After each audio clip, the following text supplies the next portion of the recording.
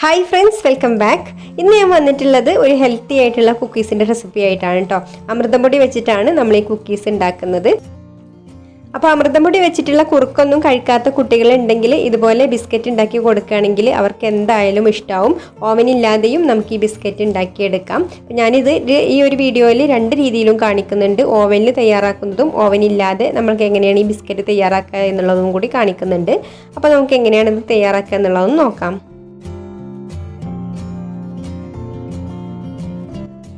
അപ്പോൾ ഈ കുക്കീസ് ഉണ്ടാക്കാൻ വേണ്ടിയിട്ട് ഞാനിവിടെ എടുത്തിട്ടുള്ളത് അംഗനവാടിയിൽ നിന്നൊക്കെ കുട്ടികൾക്ക് കിട്ടുന്ന അമൃതം പൊടിയാണ് കേട്ടോ. 1/2 കപ്പ് അമൃതം പൊടിയാണ് എടുത്തിട്ടുള്ളത്. അതൊരു ബൗളിലേക്ക് ഇട്ട് കൊടുക്കാം.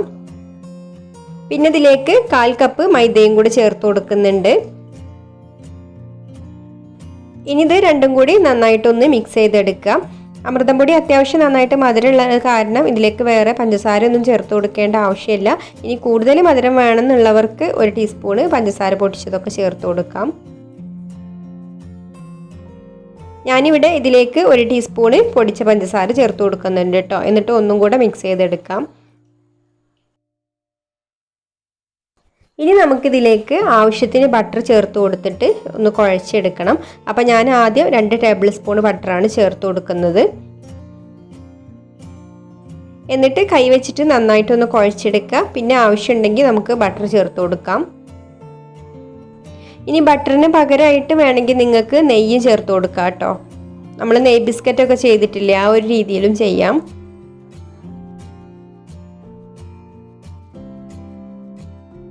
ഇത് കുറച്ച് ഡ്രൈ ആയിട്ടാണ് കേട്ടോ ഇരിക്കുന്നത്. അപ്പോൾ ഞാൻ ഇതിലേക്ക് 1 ടീസ്പൂണും കൂടെ ബട്ടർ ചേർത്ത് കൊടുക്കുന്നുണ്ട്. എന്നിട്ട് നന്നായിട്ട് തന്നെ ഒന്ന് കുഴച്ചെടുക്കാം.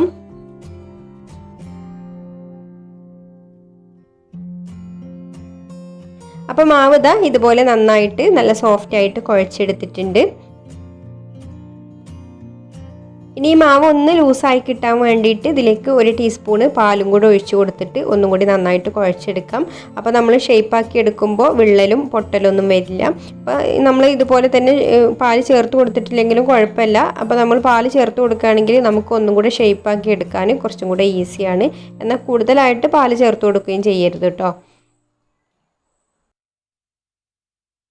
ഇനി നമുക്കിതിൽ നിന്ന് കുറേശ്ശെ മാവ് എടുത്തിട്ട് ഇതുപോലെ ഉരുട്ടി കയ്യിൽ വെച്ച് ചെറുതായിട്ടൊന്ന് പരത്തിയെടുക്കാം.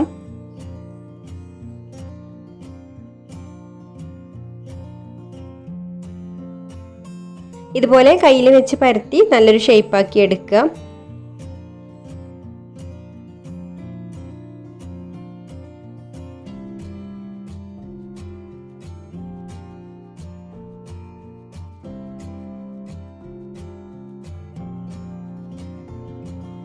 അപ്പോൾ ഈ അളവിലുള്ള മാവിൽ നിന്ന് ഞാൻ ഇതുപോലെ 10 ബിസ്ക്കറ്റ് പരത്തിയെടുത്തിട്ടുണ്ട്. അപ്പോൾ ഇത് ഞാനിപ്പോൾ ആദ്യം ഓവനിലാണ് കേട്ടോ കാണിക്കുന്നത്.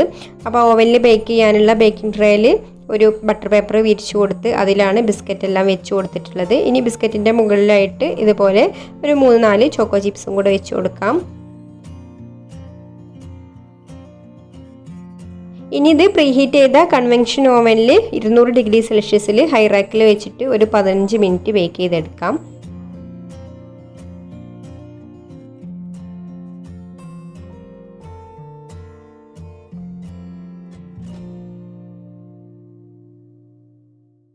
ഇനി ഓവനില്ലാതെ ബേക്ക് ചെയ്തെടുക്കാൻ വേണ്ടിയിട്ട് ഞാനിവിടെ ഒരു ഇഡ്ഡലി പാത്രമാണ് കേട്ടോ എടുത്തിട്ടുള്ളത്. അതിൻ്റെ അടിയിൽ അല്പം ഉപ്പിട്ട് കൊടുത്തതിന് ശേഷം ചൂടാവാനായിട്ട് വെച്ചിട്ടുണ്ട്. അപ്പോൾ നമ്മൾ ഇഡ്ഡലി പാത്രത്തിൽ വെക്കുകയാണെങ്കിലും അതുപോലെ കുക്കറിൽ വെക്കുകയാണെങ്കിലൊക്കെ അതൊന്ന് പ്രീഹീറ്റ് ചെയ്യണം, ഓവനൊക്കെ പ്രീഹീറ്റ് ചെയ്യുന്നത് പോലെ തന്നെ. അപ്പോൾ മാവ് റെഡിയാക്കുന്ന സമയം ആകുമ്പോഴേക്കും ഇതൊന്ന് ചൂടായിട്ട് വരട്ടെ. നമുക്കൊരു ലോ ഫ്ലെയിമിലിട്ടിട്ട് നന്നായിട്ട് അടച്ചു വെക്കാം. അപ്പോൾ ഇത് ഇവിടെ ഇരുന്ന് ചൂടാവട്ടെ. ഇനി ഇഡ്ഡലി പാത്രത്തിൽ ഇറക്കി വെക്കാൻ പറ്റിയിട്ടുള്ള ഏതെങ്കിലും ഒരു പാത്രം എടുത്തിട്ട് അതിൽ ബട്ടർ പേപ്പർ ഇതുപോലെ വെച്ച് കൊടുക്കുക. എന്നിട്ട് നമുക്ക് കുറേശ്ശെ മാവ് എടുത്തിട്ട് ഉരുട്ടി പരത്തിയതിന് ശേഷം നേരത്തെ ചെയ്തതുപോലെ തന്നെ ഇതിൽ വെച്ച് കൊടുക്കാം.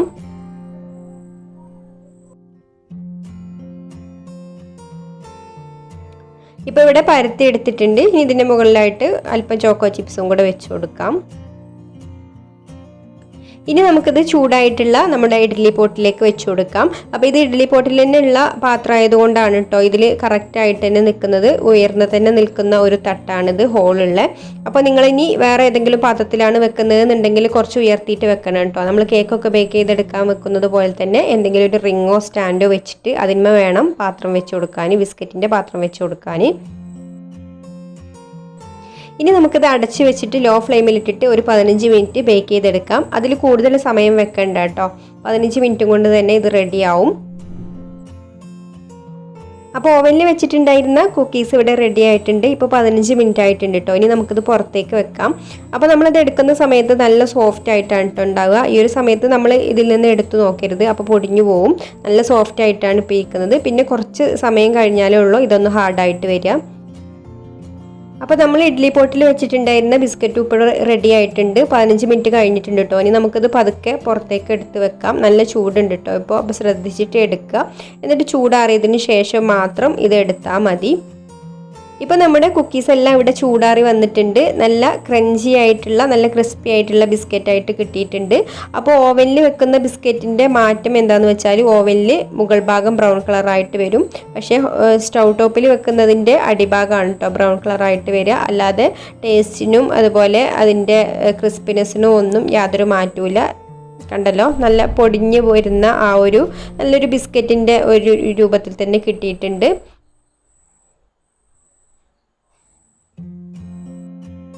അപ്പോൾ ശരിക്കും നല്ല ടേസ്റ്റ് ഉണ്ട് കേട്ടോ. ഇത് ബട്ടറിൻ്റെ ടേസ്റ്റും എല്ലാം കൂടെ ആകുമ്പോൾ, അപ്പോൾ നെയ്യ് ചേർക്കുകയാണെങ്കിൽ നെയ്യിൻ്റെ ടേസ്റ്റും ഉണ്ടാവും. അപ്പോൾ എല്ലാവർക്കും ഈ ഒരു വീഡിയോ ഇഷ്ടമായിട്ടുണ്ടാവും എന്ന് വിചാരിക്കുന്നു. ഇഷ്ടമായിട്ടുണ്ടെങ്കിൽ ഒന്ന് ലൈക്ക് ചെയ്യുക, ഷെയർ ചെയ്യുക, നിങ്ങളുടെ അഭിപ്രായങ്ങളൊക്കെ താഴെ കമൻറ്റ് ചെയ്യുക. പിന്നെ ഈ ചാനൽ സബ്സ്ക്രൈബ് ചെയ്യാത്തവരാണെങ്കിൽ ഒന്ന് സബ്സ്ക്രൈബും കൂടെ ചെയ്യണേ. അപ്പം ഇനി മറ്റൊരു നല്ല വീഡിയോ ആയിട്ട് വീണ്ടും വരാം. താങ്ക്